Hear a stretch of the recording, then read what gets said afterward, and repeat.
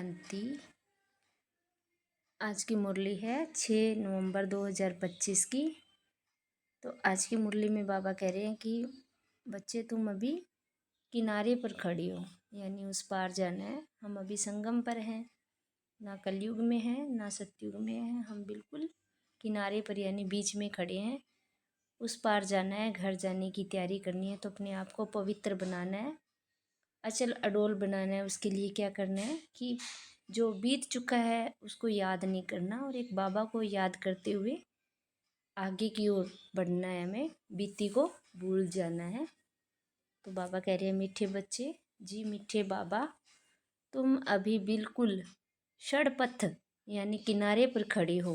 तुम्हें अब उस इस पार से उस पार जाना है, घर जाने की तैयारी करनी है। तो हमें उस पार जाना है, तो पीछे मुड़ करके नहीं देखना। प्रश्न है, कौन सी एक बात याद रखो तो अवस्था अचल अडोल बन जाएगी? उत्तर है, पास्ट इज पास्ट। बीती का चिंतन नहीं करना है, आगे बढ़ते जाना है। सदा एक की तरफ देखते रहो तो अवस्था अचल अडोल हो जाएगी। तुमने कलयुग की हद की बातें छोड़ दी, फिर पिछाड़ी की ओर क्यों देखते हो? उसमें बुद्धि जरा भी ना जाए, यही सूक्ष्म पढ़ाई है। ओम शांति। दिन बदलते जाते हैं, टाइम पास होता जाता है। विचार करो, सतयुग से लेकर टाइम पास होते होते अभी आकर कलयुग के किनारे पर खड़े हो। ये सतयुग, त्रेता, द्वापर, कलयुग का चक्कर भी जैसे कि मॉडल है। सृष्टि तो बड़ी लंबी चौड़ी है, उसके मॉडल रूप को बच्चों ने जान लिया है। आगे ये पता ही नहीं था कि अब कलयुग पूरा होता है।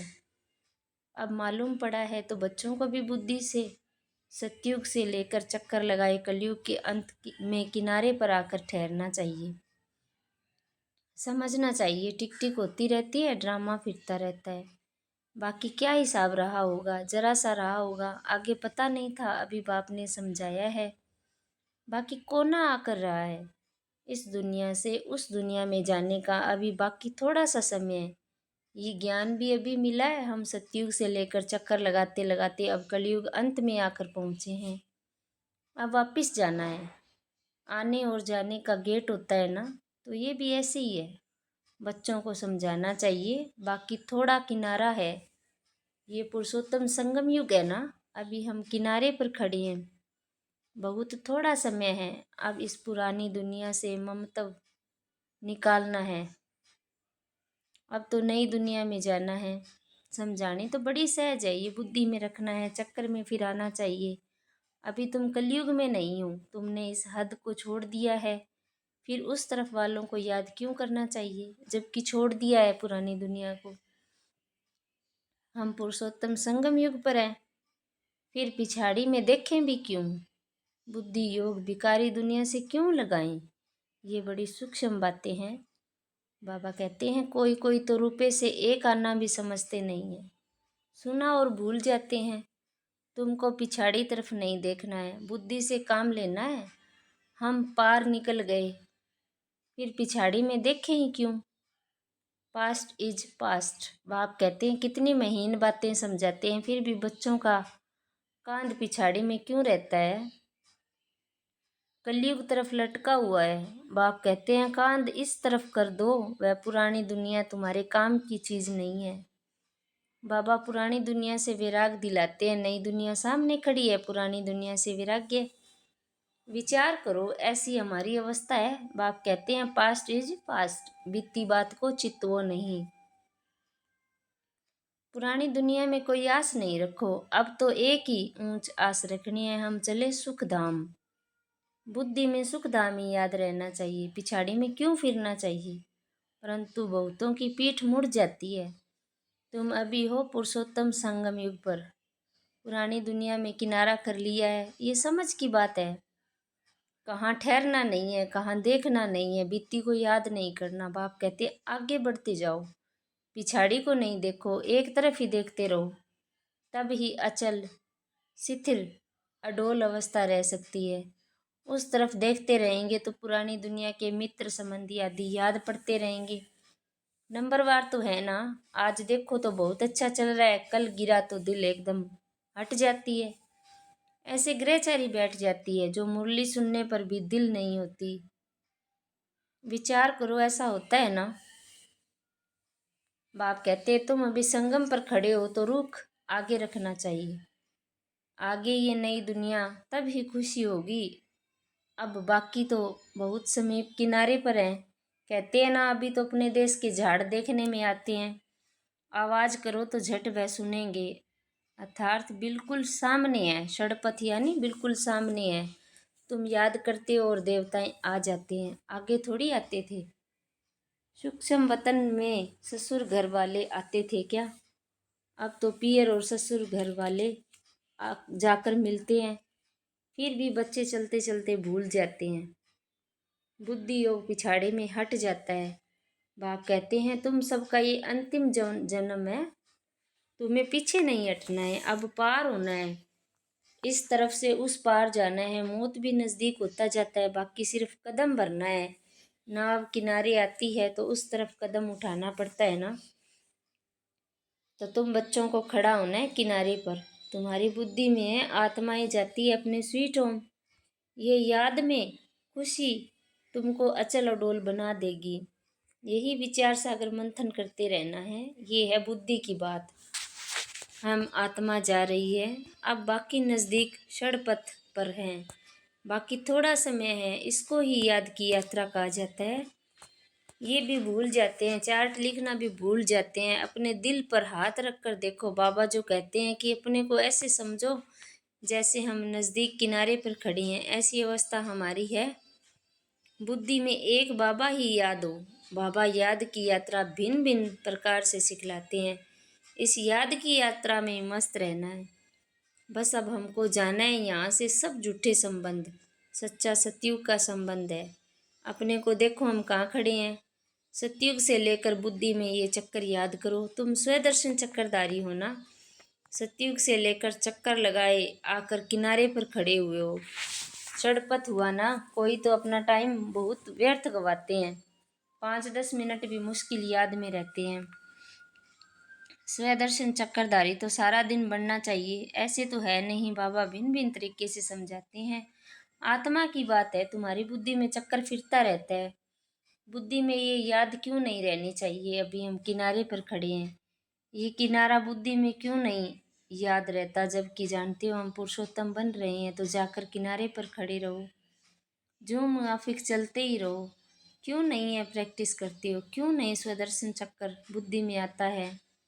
बाबा शुरू से लेकर सारा चक्कर समझाते हैं। तुम्हारी बुद्धि में सारा चक्कर लगाए आकर किनारे पर खड़ी रहनी चाहिए। और कोई भी बाहर का वातावरण झंझट न रहे। दिन प्रतिदिन तुम बच्चों को साइलेंस में ही जाना है। टाइम वेस्ट नहीं गंवाना है। पुरानी दुनिया को छोड़ नए संबंध से अपना बुद्धि का योग लगाओ। योग नहीं लगाएं तो पाप कैसे कटेंगे? तुम जानते हो ये दुनिया ही खत्म होनी है। इनका मॉडल कितना छोटा है। 5,000 वर्ष की दुनिया है। अजमेर में स्वर्ग का मॉडल है, परंतु किसको स्वर्ग याद आएगा? क्या वह क्या जाने स्वर्ग से? समझते हैं स्वर्ग तो 40,000 वर्ष के बाद आएगा। बाप तुम बच्चों को बैठ समझाते हैं, इस दुनिया में काम काज करते बुद्धि में ये याद रखो कि ये दुनिया तो खत्म होने वाली है। अब जाना है, हम पिछाड़ी में खड़े हैं। कदम कदम जो मिसल चलता रहता है। मंजिल कितनी बड़ी है। बाप तो मंजिल को जानते हैं ना। बाप के साथ दादा भी इकट्ठा है, वह समझाते हैं तो क्या ये नहीं समझा सकते? ये भी सुनते तो है ना। क्या ये ऐसे ऐसे विचार सागर मंथन नहीं करना होगा? बाप तुमको विचार सागर मंथन करने की पॉइंट सुनाते रहते हैं। ऐसे नहीं कि बाबा बहुत पिछाड़ी में है। अरे ये तो दुम लटका हुआ है, फिर पिछाड़ी में कैसे होगा? ये सब गुह्य गुह्य बातें धारण करनी है। गफलत छोड़ देनी है। बाबा के पास 2-2 वर्ष के बाद आते हैं। क्या ये याद रहता होगा कि हम नज़दीक किनारे पर हैं, अभी जाना है? ऐसी अवस्था हो जाए तो बाकी क्या चाहिए? बाबा ने समझाया है डबल सिर ताज ये सिर्फ नाम है, बाकी लाइट का ताज वहाँ को रहता नहीं। ये तो पवित्रता की निशानी है। जो भी धर्म संस्थापक हैं उनके चित्रों में लाइट जरूर दिखाते हैं, क्योंकि वे वॉइसलेस सतो प्रधान है। फिर रजोतमो में आते हैं तो तुम बच्चों को नॉलेज मिलती है, उसमें मस्त रहना चाहिए। भले तुम इस दुनिया में हो, परंतु बुद्धि का योग वहाँ लगा रहे। इनसे भी तोड़ तो निभाना है। जो स्कूल के होंगे वह निकल आएंगे। सैपलिंग लगाना है। आदि सनातन देवी देवता धर्म वाले जो होंगे वह जरूर आगे पीछे आएंगे। पिछाड़ी में आने वाला भी आगे वालों से तीखे जाएंगे। ये पिछाड़ी तक होता रहेगा। वह पुराने से तीखे कदम बढ़ाएगा। सारा इम्तिहान है याद की यात्रा का। भल देरी से आए हैं, याद की यात्रा में लग जाएं, सब धंधा दौरी छोड़ इस यात्रा में बैठ जाएं। भोजन तो खाना ही है, अच्छी रीति याद में रहो, इस खुशी जैसी खुराक नहीं। यही तात लगी रहेगी। अभी हम जाते हैं, 21 जन्मों का राज्य भाग्य मिलता है। लॉटरी मिलने वालों को खुशी का पारा चढ़ जाता है। तुमको बहुत मेहनत करनी है, इसको ही अंतिम अमूल्य जीवन कहा जाता है। याद की यात्रा में बहुत मजा है। हनुमान भी पुरुषार्थ करते करते सिथेरियम बन गया ना। बना ना तो बंबोर को आग लगी, रावण का राज्य चला गया, जल गया। ये एक कहानी बना दी। बाप यथार्थ बात बैठ समझाते हैं। रावण राज्य खलास हो जाएगा। सिथेरियम बुद्धि इसको कहा जाता है। बस अब षड़पथ है, हम जा रहे हैं। इस याद में रहने का पुरुषार्थ करो, तब खुशी का पारा चढ़ेगा। आयु भी योग बल से बढ़ती है। तुम अभी देवी गुण धारण करती हो, फिर वह आधा कल्प चलती है। इस एक जन्म में तुम इतना पुरुषार्थ करती हो, जो तुम जाकर लक्ष्मी नारायण बनती हो। तो पुरुषार्थ करना चाहिए, इसमें गफलत व टाइम वेस्ट नहीं करना चाहिए। जो करेगा सो पाएगा। बाप शिक्षा देते रहते हैं। तुम समझते हो कलप कलप हम विश्व के मालिक बनते हैं। इतने थोड़े टाइम में कमाल कर देते हैं, सारी दुनिया को चेंज कर देते हैं। बाप के लिए कोई बड़ी बात नहीं, कलप कलप करते हैं। बाप समझाते हैं, चलते फिरते खाते पीते अपना बुद्धि योग बाप में लगाओ। ये गुप्त बात बाप ही बच्चों को बैठ समझाते हैं। अपनी अवस्था को अच्छी रीति जमाते रहो, नहीं तो ऊंच पद नहीं पाएंगे। तुम बच्चे नंबरवार पुरुषार्थ अनुसार मेहनत करते हो, समझते हो अभी तो हम किनारे पर खड़े हैं, फिर पिछाड़ी में हम क्यों देखें, आगे कदम बढ़ते रहते हैं। इसमें अंतर्मुखता चाहिए, इसलिए कछुए का मिसाल भी है। ये मिसाल आदि सब तुम्हारे लिए है। सन्यासी तो है ही हठयोगी, वह तो राजयोग सिखा न सके। वो लोग सुनते हैं तो समझते हैं ये लोग हमारी इंसल्ट करते हैं, इसलिए ये भी युक्ति से लिखना है। बाप बिना राजयोग कोई सिखा न सके। इनडायरेक्ट बोला जाता है तो ख्याल न हो, युक्ति से चलना होता है ना। जो सर्प भी मरे लाठी भी न टूटे। कुटुंब परिवार आदि से सबसे प्रीत रखो, परंतु बुद्धि का योग बाप से लगाना है। तुम जानते हो अभी हम एक की मत पर हैं, ये है देवता बनने की मत। इसको ही अद्वैत मत कहा जाता है। बच्चों को देवता बनना है। कितना बार तुम बने हो, अनेक बार। अभी तुम संगम युग पर खड़े हो, ये अंतिम जन्म है। अब तो जाना है, पिछाड़ी में क्या देखना। देखते हुए फिर भी अपनी अडोलता में तुम खड़े रहो। मंजिल को भूलना नहीं। तुम ही महावीर हो जो माया पर जीत पाते हो। अभी तुम समझते हो हार और जीत का ये चक्कर फिरता रहता है। कितना वंडरफुल ज्ञान है बाबा का, ये पता था क्या। अपने को बिंदी समझना है, इतनी छोटी सी बिंदी में सारा पार्ट नूदा हुआ है। जो चक्कर फिरता रहता है बहुत वंडरफुल है। वंडर क्या छोड़ना ही पड़ता है। अच्छा, मीठे मीठे से किल दे बच्चों प्रति माता पिता बाप दादा का याद प्यार और गुड मॉर्निंग। रूहानी बाप की रूहानी बच्चों को नमस्ते। धारणा के लिए मुख्य सार है, पीछे मुड़कर नहीं देखना है, किसी भी बात में ठहर नहीं जाना है। एक बाप की तरफ देखते हुए भी अपनी अवस्था एक रस रखनी है। बुद्धि में याद रखना है कि अभी हम किनारे पर खड़े हैं। घर जाना है, गफलत छोड़ देनी है, अपनी अवस्था जमाने की गुप्त मेहनत करनी है। वरदान है, सर्व के दिल का प्यार प्राप्त करने वाले न्यारे प्यारे निसंकल्प भव। जिन बच्चों में प्यारे और न्यारे रहने का गुण व निसंकल्प रहने का की विशेषता है, किसका गुण, न्यारे प्यारे रहने का गुण और निसंकल्प रहने की विशेषता, अर्थात जिन्हें ये वरदान प्राप्त है वे सर्व के प्रिय बन जाते हैं। क्योंकि न्यारेपन से सबके दिल का प्यार स्वतः प्राप्त होता है। वे अपनी शक्तिशाली निसंकल्प स्थिति व श्रेष्ठ कर्म द्वारा अनेकों की सेवा के निमित्त बनते हैं। इसलिए स्वयं भी संतुष्ट रहते हैं, दूसरों का भी कल्याण करते हैं। उन्हें हर कार्य में सफलता स्वतः प्राप्त होती है। स्लोगन है, एक बाबा ही सर्व खजानों की चाबी है। इस चाबी को सदा संभाल कर रखो। ऐ व्यक्ति सारे हैं। अशरीरी व विदेही स्थिति का अभ्यास बढ़ाओ। 1 सेकंड में चोले से अलग तभी हो सकेंगे जब किसी भी संस्कारों की टाइटनेस नहीं होगी। जैसे कोई भी चीज़ अगर चिपकी हुई है तो उसको खोलना मुश्किल होता है, हल्के होने से सहज ही अलग हो जाते हैं।